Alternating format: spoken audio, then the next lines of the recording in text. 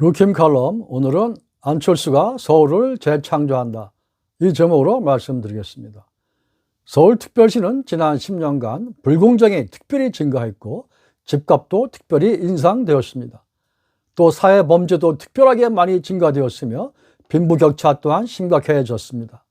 정권을 둘러싸고 시민들 사이에 이념적, 심리적인 분열 현상 역시 매우 심화되고 말았습니다. 이것이 오늘 서울의 모습입니다. 그것은 진보를 표방했던 박원순 전 시장의 과오이며 또한 문바의 정치에 빠져 정신을 차리지 못한 집권 민주당의 오만한 정책 밀어붙이기의 결과였습니다. 그래서 이번 4월 선거에서 문바에 빠지지 않고 극우 이념에도 빠지지 않은 착한 정치인, 실용 정치의 주인공 안철수가 서울을 맡는 것이 합당하다고 봅니다. 지난 4년간 결과적으로 문재인 정권과 민주당의 진보 진영은 서울을 진보시키지 못하고 퇴보만 시켰습니다. 청년들의 꿈이 퇴보했고 여성들의 안전이 무너졌으며 아기와 아이들에 대한 사랑이 형편없이 실종되었습니다. 그리고 노인들의 편안한 삶은 기대할 수 없는 상태가 되어버렸습니다. 특히 최근 안철수가 대한노인회를 방문해서 얘기한 것처럼 한국의 노인 자살률은 OECD 국가 최고입니다. 노인이 행복하고 아이들이 행복하고 여성이 행복한 도시, 그런 도시를 서울 시민들은 원하고 있는 것 아니겠습니까? 그런 도시가 선진 도시입니다. 그런 서울이 되어야만 대한민국의 진정한 국격을 자랑할 수 있다는 것이 안철수의 생각이며 안철수의 철학입니다. 박영선과 우상호 같은 좌파의 정치꾼들이 포퓰리즘만 가지고 떠드는 것은 더 이상 설득력이 없습니다.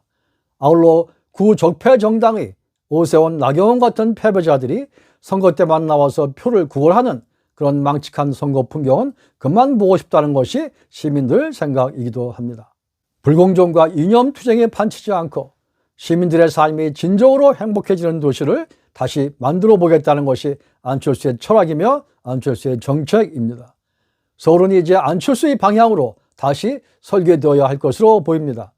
서울은 오는 4월부터 앞으로 5년간 안철수의 철학과 안철수의 정책으로 다시 창조되는 것이 마땅할 것으로 보입니다.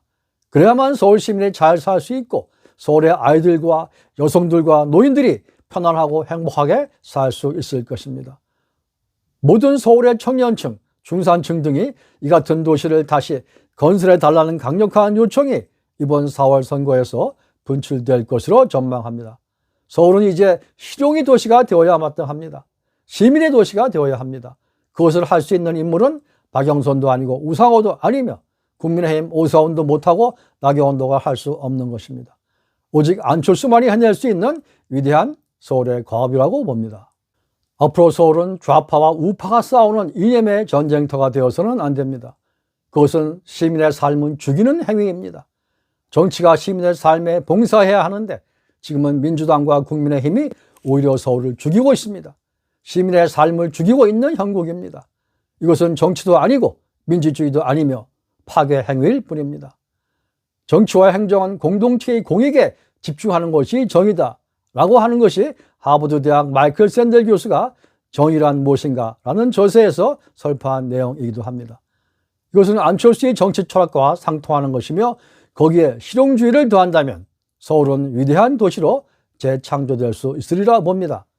서울은 이제 자유시민의 도시가 되어야만 합니다.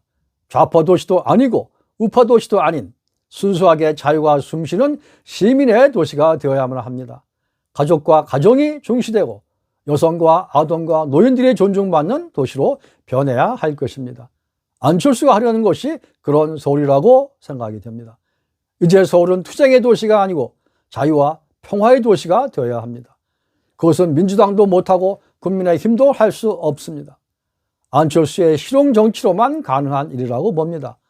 서울을 정치꾼들의 손에서 착한 시민들에게 돌려줘야 할 것입니다.